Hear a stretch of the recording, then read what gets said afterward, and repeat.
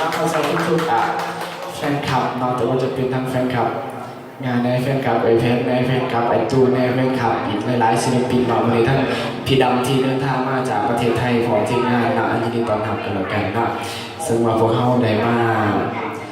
เห็นทัวร์มินิคอนเสิร์ตอยู่ใน